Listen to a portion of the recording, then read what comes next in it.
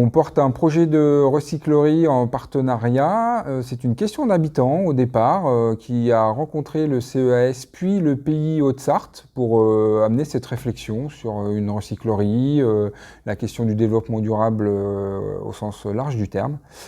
La communauté de communes s'en est emparée par la suite avec des élus. Il y a des visites qui ont été organisées dans différentes structures des Pays de la Loire notamment. Le projet a pris corps petit à petit puisque d'autres partenaires sont venus se greffer, dont des associations de Siguel-Guillaume. Le CES a toujours fait le lien entre ces différents acteurs. Ça a permis d'avoir une étude d'opportunité et une étude de faisabilité qui nous a permis aussi ensuite de se rendre compte que la recyclerie avec pour modèle socio-économique le plus propice les chantiers d'insertion.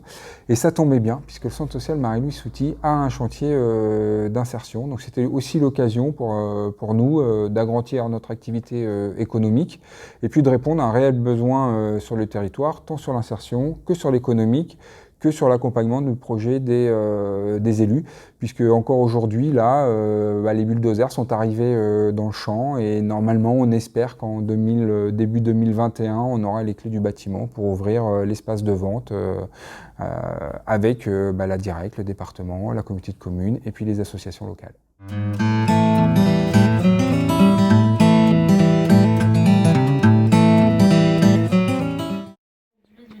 Solution innovante à une problématique qui est l'accueil des enfants en situation de handicap de plus de 6 ans.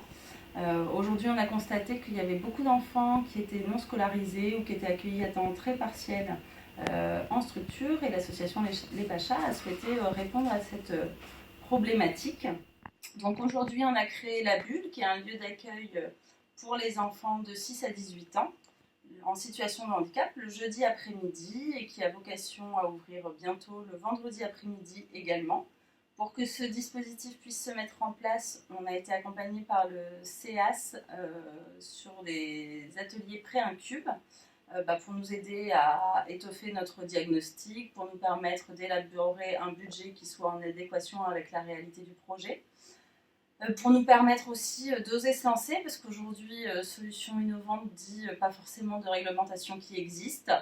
Donc voilà, aujourd'hui, la Bulle, elle existe depuis 1 an, 1 an et demi, et le CEAS nous a accompagnés à l'issue de la pré-incubation pour nous aider à structurer ce projet.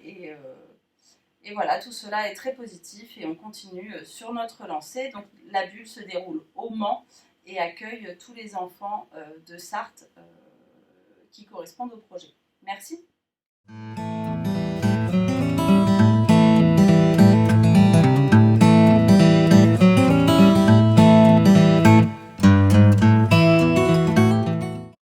Alors ce projet, en fait, je l'ai créé en réfléchissant à ce que je pouvais apporter à Sablé, en observant depuis plusieurs années un besoin en lien social, joyeux, dansant, collectif. Et du coup, j'ai souhaité rassembler des personnes et créer une dynamique, créer un espace dans lequel on pourrait venir composer sans mieux être. La Casa Feliz permettra d'apporter un lieu différent où on puisse réfléchir et penser au bien-être et au corps d'une façon complémentaire à ce qui peut être proposé déjà à Sablé-sur-Sarthe. Ce lieu, ce sera un espace dans lequel on pourra venir se ressourcer, se reconstruire, se rencontrer.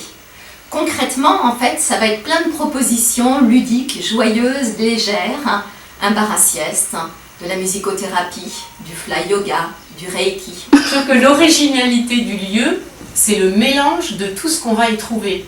C'est-à-dire qu'à la fois, on peut être tout seul, à la fois, on peut être avec des gens, à la fois, on peut refaire le monde dans les apéros philo. Alors ça doit être top. Et puis après, une fois qu'on a refait le monde, on va faire un petit peu de swing. Voilà, là,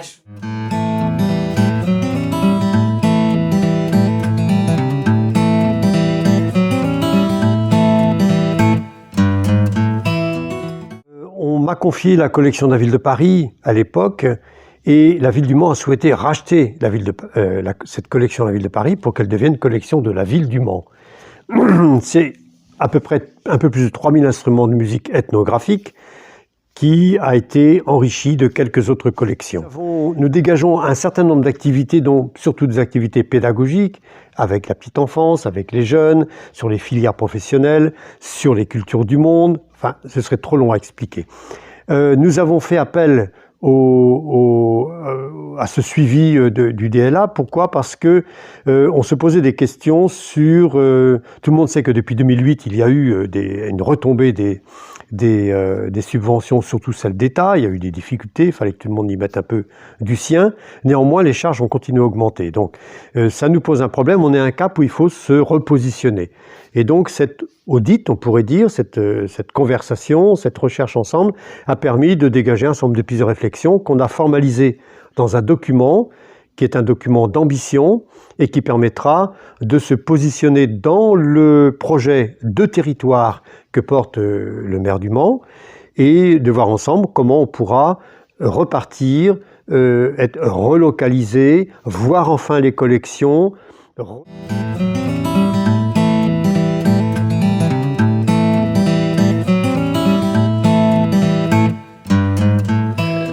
J'ai pu bénéficier du soutien et de l'accompagnement du CA 72 dans le cadre d'un travail que nous conduisons actuellement sur l'utilité sociale de nos centres sociaux au sein de la Fédération des centres sociaux de la Sarthe.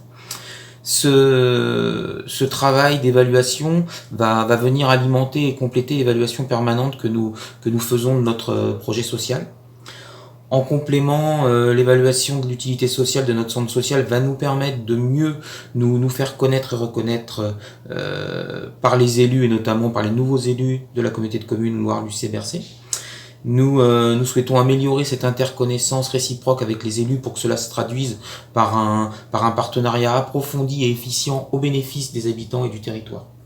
Ce travail de longue haleine que nous avons entrepris fin 2018 n'aurait pas pu arriver à son terme dans les prochaines semaines, puisqu'on est tout proche du dénouement, sans le soutien et l'accompagnement du CEAS, par l'intermédiaire notamment de Fabienne Dejean.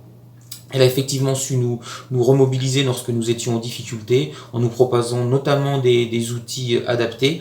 Elle a su nous recentrer sur nos objectifs. Son aide a vraiment été très précieuse.